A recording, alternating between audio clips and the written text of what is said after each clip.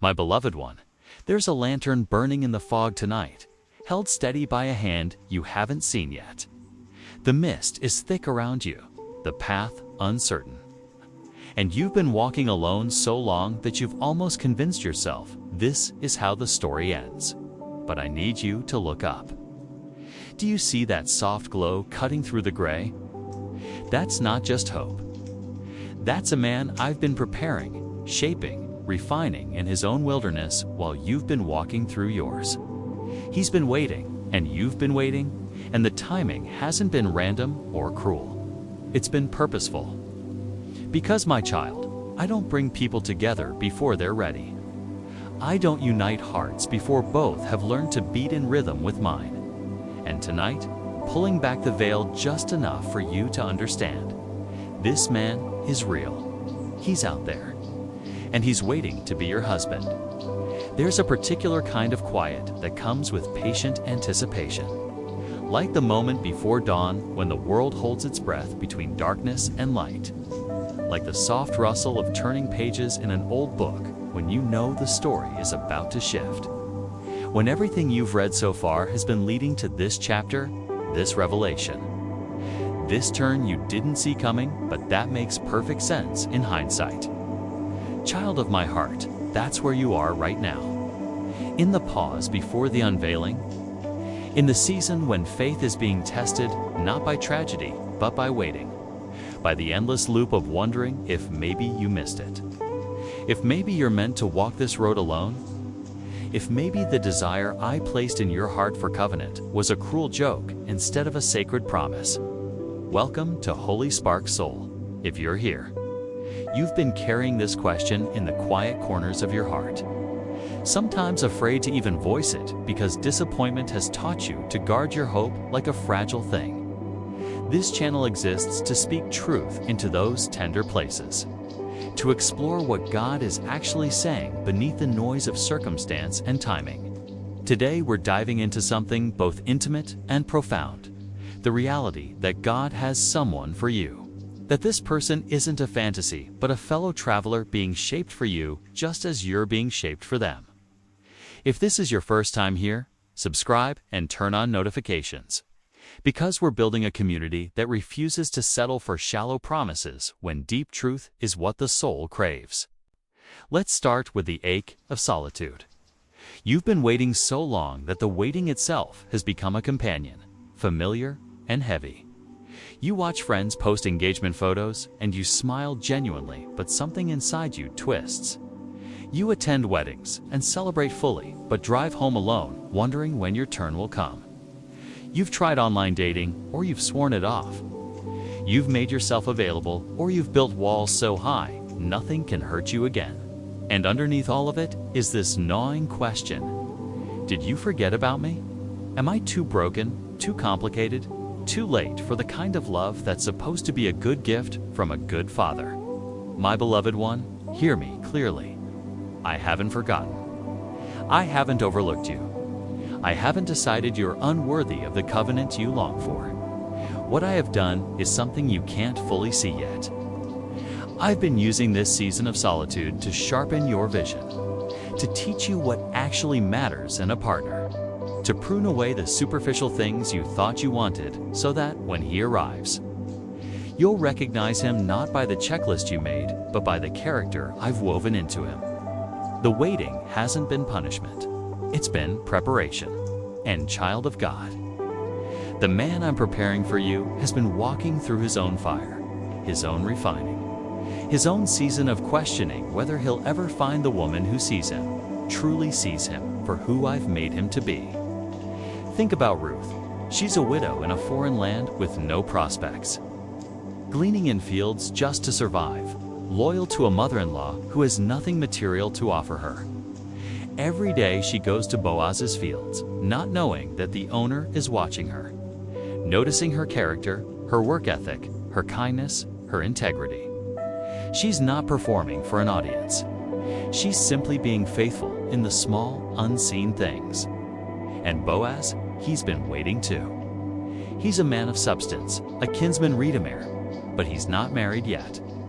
And when Ruth enters his fields, when her path crosses his, There's a recognition that goes deeper than attraction. He sees her faithfulness. She sees his honor. And I orchestrate a love story that becomes part of the lineage of my son. My child, that's what's happening right now. You're in the field. You're being faithful in the unsexy, unglamorous work of becoming the kind of person who can sustain covenant. And somewhere in a field you haven't walked through yet, there's a man who's watching for you, who's been shaped by his own journey, who's learned what it means to be faithful, honorable, worthy of the trust you'll place in him. The timing of your meeting isn't random. It's orchestrated. And when your paths finally cross, you'll both carry the wisdom of the weight, the character forged in solitude, the readiness that only comes from having walked with me through seasons that stripped away everything superficial. Consider Rebekah. Abraham's servant is sent to find a wife for Isaac, and he prays for a specific sign. He'll ask for water, and the woman who offers to draw for him and all his camels will be the one. Rebekah appears at the well, and without knowing the weight of the moment, she offers exactly that.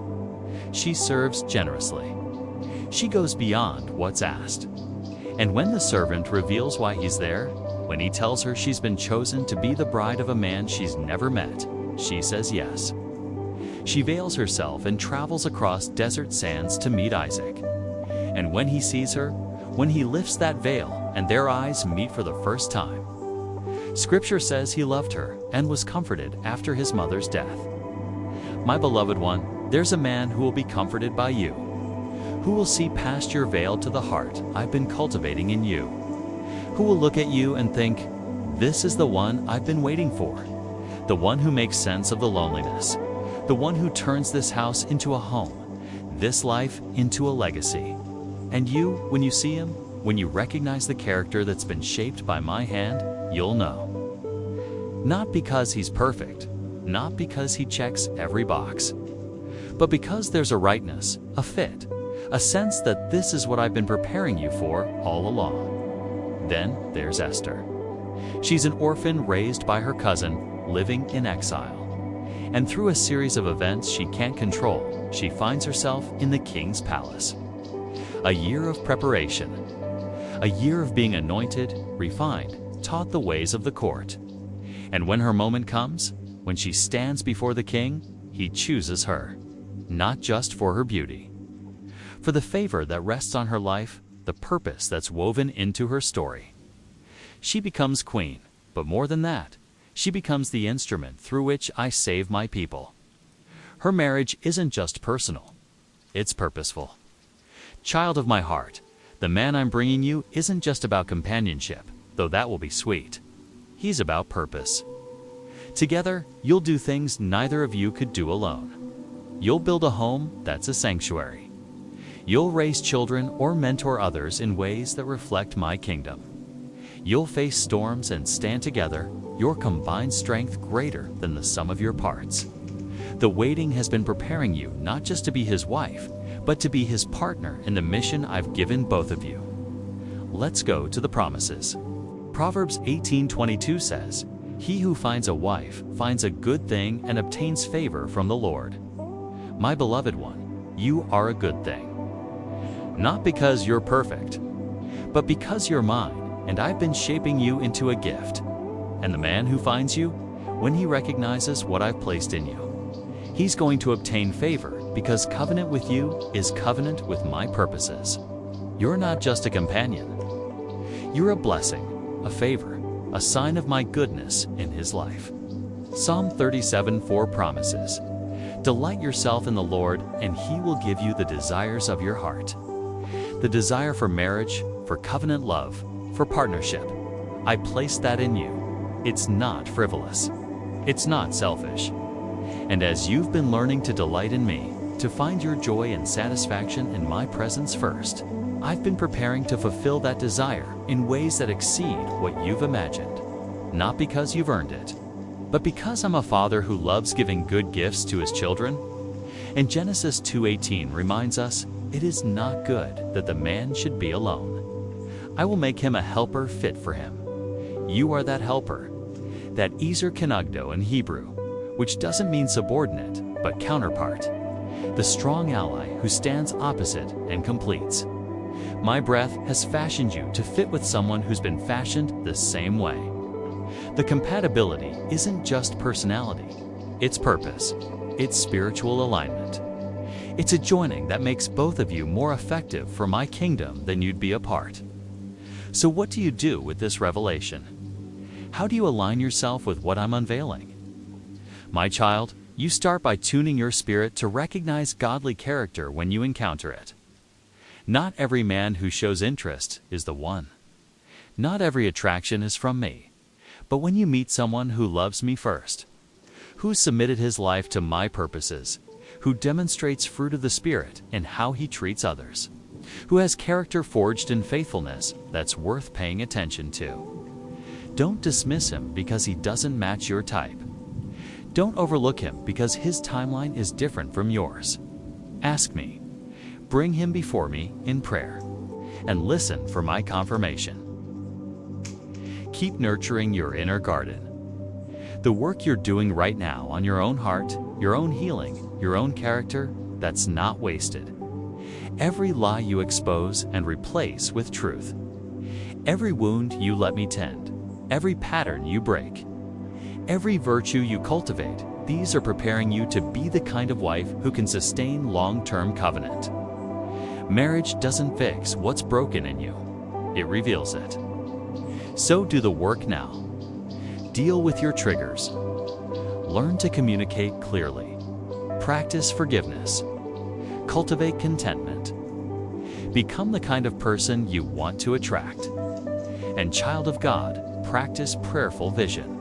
Not fantasy, not obsessive imagining, but holy anticipation.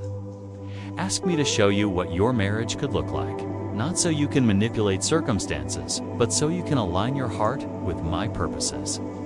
Pray for him even though you don't know his name. Pray for his protection, his growth, his faithfulness. Pray that I'd be preparing him just as I'm preparing you. And pray that when the time comes, you'll both have the courage to step into what I've orchestrated. Here's what I need you to understand. This man I'm speaking of, he's not perfect. He's going to have his own wounds, his own areas of immaturity, his own journey of sanctification. He's going to frustrate you sometimes. He's going to need grace. He's going to require patience. But my beloved one, he's also going to be worth it. He's going to love you in ways that heal old wounds. He's going to see you in ways that make you feel fully known and fully safe. He's going to stand with you when storms come and celebrate with you when seasons shift. He's going to be your partner in the truest sense, iron sharpening iron, two cords stronger than one. A team united under my banner. And the wait, as excruciating as it's been, will make sense when you look back. You'll see how I was working in both of you, how the timing was perfect even when it felt cruel, how the loneliness taught you to lean on me in ways you wouldn't have if companionship came easy. The wait is part of the story, not the enemy of the story. It's the chapter that makes the next chapter sweeter, richer, more meaningful. Reflecting on passages like this through a psychological lens can illuminate how ancient expressions of waiting and union mirror our own inner dialogues, fostering resilience through honest expression. Yet if these themes stir deeper unrest, a conversation with a wise counselor might offer tailored clarity. But here's the word I'm giving you today to carry forward. The wait is almost over. I'm not saying tomorrow or next week, because my timing is perfect and yours isn't. But I'm saying the season is shifting. Things are aligning. The fog is beginning to clear, and that lantern you see in the distance, it's getting closer. So stay faithful, stay hopeful, stay open. Don't grow so cynical that you miss him when he arrives. Don't build walls so high that he can't reach you. And don't settle for less than what I've promised because you're tired of waiting. This man is real, my child. He's out there carrying his own lantern through his own fog, looking for the light that you are. And when your lights meet, when your paths finally cross, When the waiting gives way to the wonder of recognition, you'll both know. This is it. This is the one I've been preparing for. This is the covenant I've been called to. This is the story I couldn't have written on my own, but that makes perfect sense in hindsight.